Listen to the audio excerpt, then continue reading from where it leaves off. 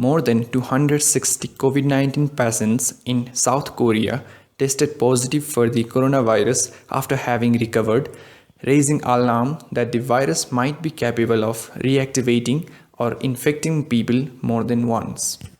But infectious disease experts now say both are unlikely. Rather, the method used to detect the coronavirus, called polymerase chain reaction, cannot distinguish between genetic material RNA DNA from infectious virus and the dead virus fragments that can linger in the body long after a person recovers.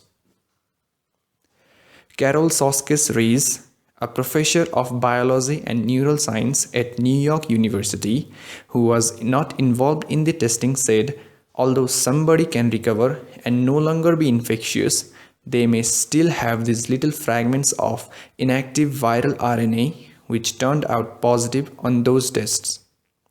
That's because once the virus has been vanquished, there is all this garbage of broken down cells that needs to be cleaned up.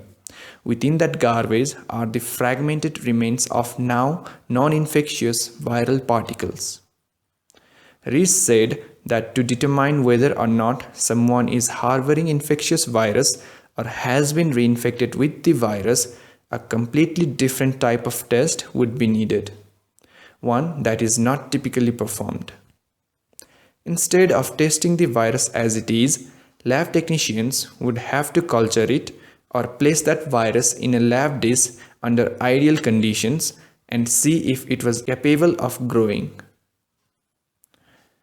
According to the Korea Centers for Disease Control and Prevention, patients in South Korea who retested positive had very little to no ability to spread the virus. Reports of patients testing positive twice are also poured in from other countries, including China and Japan. But the general consensus in the scientific community is that people aren't being reinfected, but rather falsely testing positive.